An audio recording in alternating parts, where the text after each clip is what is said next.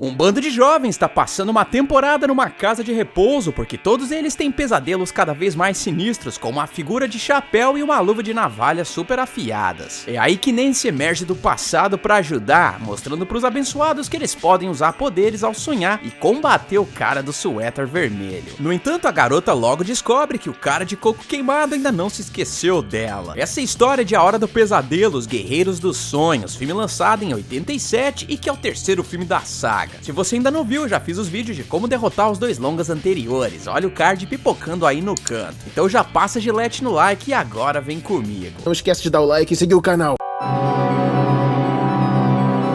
O filme se inicia quando conhecemos Kristen, uma garota que não se conforma com a sua mãe ser solteira e ficar levando caras aleatórios pra dentro de casa. Eu sou rolezeira.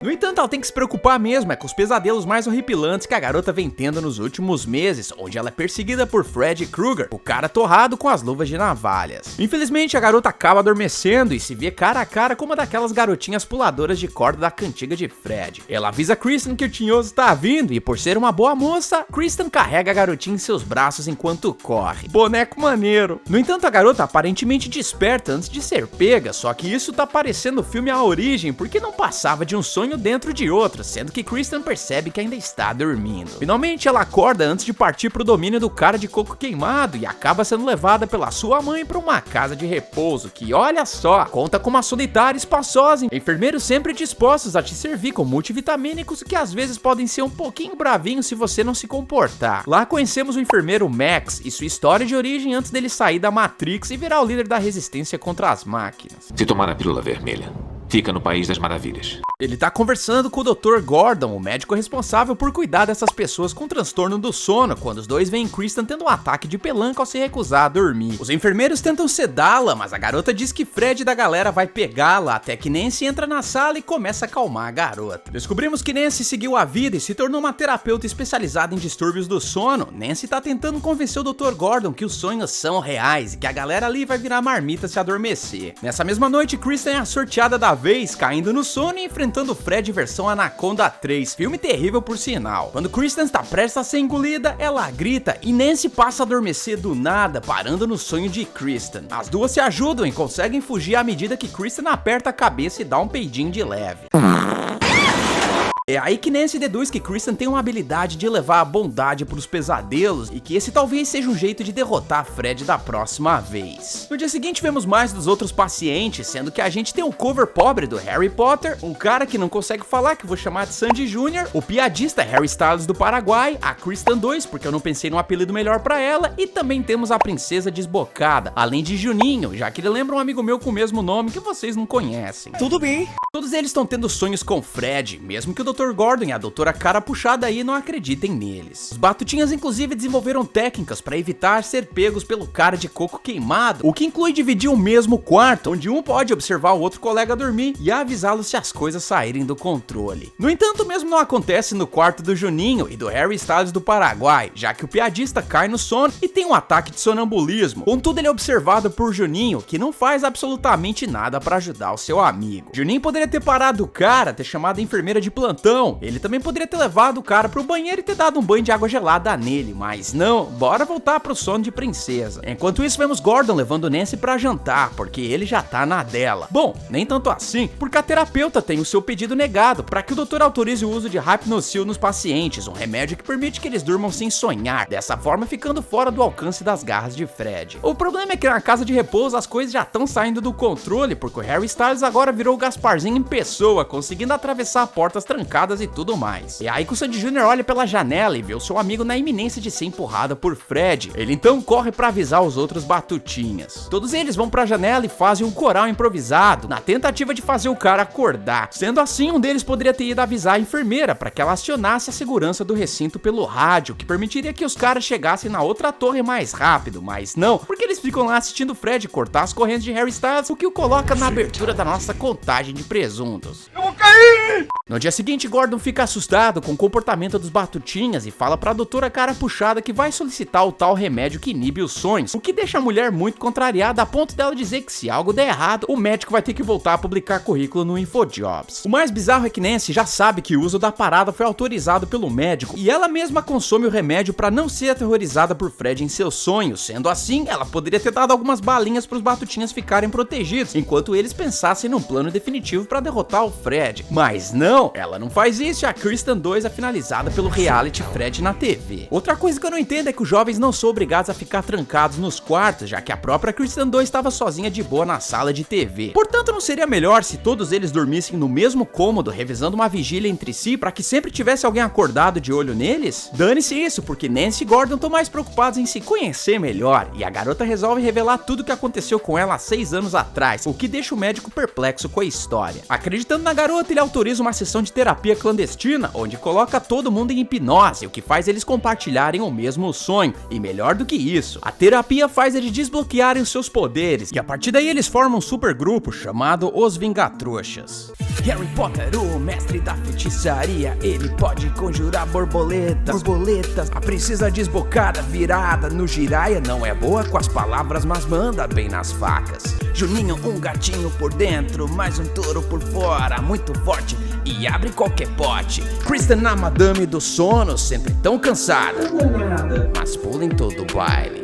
Nancy e Gordon não fazem diferença, mas por outro lado, mantém a aparência.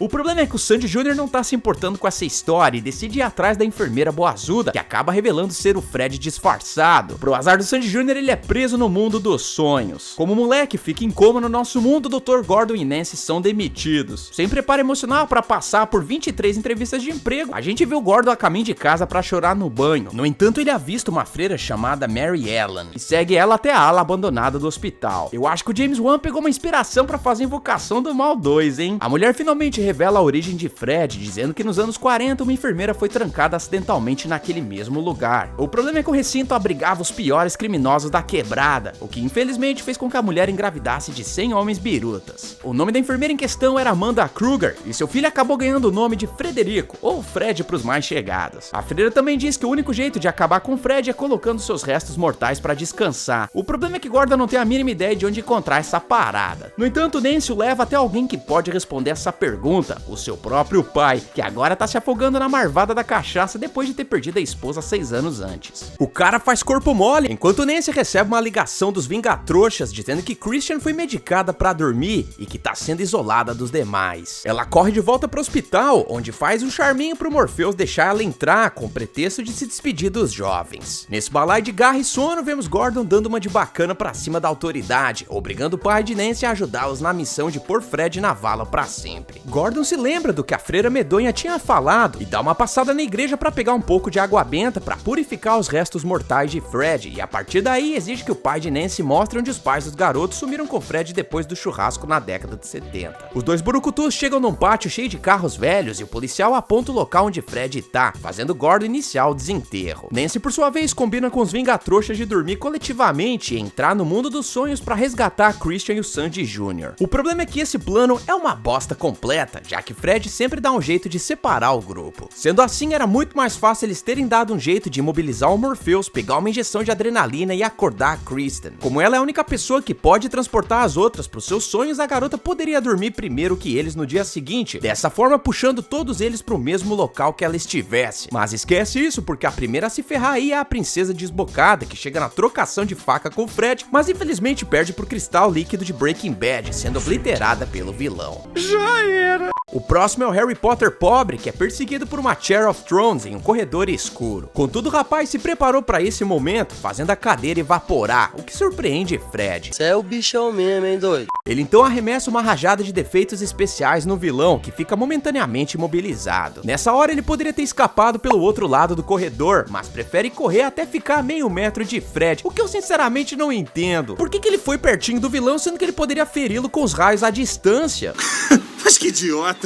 Esquece isso, porque Fred apela pra trocação à moda antiga e finaliza o nosso Harry pobre. Felizmente, Kristen é encontrada por Nancy e Juninho, porém a alegria não dura muito aqui, já que eles são transportados pra fornalha de Fred. É lá que o trio Parada Burra finalmente enfrenta Fred, o que dá direito a pirueta e surra de cano do Juninho, que infelizmente não resulta em nada, já que nem mesmo o óleo de cozinha correndo em suas veias consegue ferir Fred. Nancy não entende como o vilão tá tão poderoso assim, e é aí que o cara queimada diz que conseguiu absorver todas as almas dos filhos de seus churrasqueiros, faltando apenas as deles. Felizmente, o poder do roteiro é incrível aqui, já que Fred pressente que os seus restos mortais estão em perigo, o que o obriga a dar um confere na situação. Isso dá tempo pra Nancy e companhia libertar o Sandy Jr., enquanto Fred reanima os seus ossos e luta contra o policial e o médico. A propósito, que falta fez um orçamento maior pros efeitos especiais, porque isso aqui não dá pra mim não.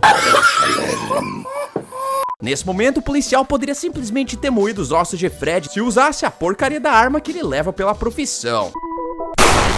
No entanto, ele prefere ir na trocação e é arremessado em cima do entulho, sendo finalizado na hora. Cabe a Gordon colocar o magrinho aí pra dormir pra sempre, mas ele também toma uma coça da caveira e... Pra onde que esse ator tá olhando na cena, cara? É aí que Fred volta pro mundo dos sonhos, encurralando os últimos membros dos Vingatrouxas. O Sandy Jr. fica vendo seus parceiros sendo separados pelo Catiço, até ficar muito furioso e finalmente usa sua voz pra lutar contra o Fred. O Raio Negro do Paraguai aí consegue afastar o vilão e se reúne mais uma vez com os Vingatrouxas. Quem também aparece pra se despedir de Nancy é o seu pai, que diz estar orgulhoso dela. O que pra mim não faz muito sentido é que eles não estão dentro da joia da alma pra falar com as pessoas que se lascaram em vida, sendo que Nancy deveria ter suspeitado que não era o seu pai de verdade, já que Fred fere a garota mortalmente. É aí que vemos Gordon em uma tentativa desesperada de cortar o mal pela raiz, finalmente conseguindo besuntar a ossada de Fred com a água benta, cumprindo a profecia da freira Bondade. Todos eles se reúnem no mundo dos vivos para participar do funeral de Nancy e Gordon acaba vendo a freira mais uma vez, indo até ela para agradecer. O problema é que a mulher aí tem hora marcada com as gravações de A Freira 2 desaparecendo misteriosamente. Sabe por quê? Porque a freira também estava no além esse tempo todo, se tratando de Amanda Kruger, a mãe de Fred. Oh, meu Deus! Na última cena, vemos Gordon dormindo igual a Bela Adormecida, quando de repente a maquete da casa de Nancy liga a luz do nada, sinalizando que de alguma forma Fred retornaria. A Hora do Pesadelo 3 teve boas avaliações da crítica e público, que disseram que o filme conseguiu colocar a franquia de volta nos trilhos depois de um pavoroso segundo longa. O que eu tenho que concordar, porque essa história aqui é um caso de ame ou odeie. Eu acho bem legal essa ideia de explorar os sonhos de pessoas diferentes, que sabem o que estão enfrentando, assim como os poderes desenvolvidos na trama. O que eu não gosto é que isso é feito de um jeito meio vergonha alheia de tão brega que o conceito é desenvolvido. Além disso, se vocês assistirem esse filme em inglês, vão perceber que a maioria dos atores é terrível, salvo pelos intérpretes de Fred, Gordon e da freira. Os efeitos práticos continuam sensacionais, porém não dá pra dizer o mesmo da caveirinha ambulante aí, que conta com o que eu chamo de defeitos especiais. Sendo assim, a minha nota pra Hora do Pesadelo 3 é um 7. Nas bilheterias o filme mandou bem, arrecadando quase 45 milhões para um orçamento de apenas 4 milhões e meio de doletas. Isso deixou o estúdio tinindo para fazer a continuação, que chegava aos cinemas no ano seguinte. Então já sabe, se vocês quiserem que eu traga esse filme aqui pro canal, desce no campo de comentários e escreve a frase "eu quero". Segue a gente também lá nas redes sociais, tanto a do canal quanto a minha pessoal, que tá aparecendo aí na tela pra vocês. Chega agora de ficar dormindo no ponto e bora pra contagem de presuntos. O total de presuntos em A Hora do Pesadelo 3 foi de 7 corpítios e o troféu presunto de ouro vai pra Kristen 2. Galera, não esquece o like e de ver os vídeos da playlist que tá pipocando na tela pra vocês, chamada Filmes de Slasher. Nela eu reuni outros filmes do gênero, como Sexta-feira 13, Halloween e outros longas não tão conhecidos assim. Eu espero que vocês tenham gostado, eu vejo vocês no próximo vídeo e valeu!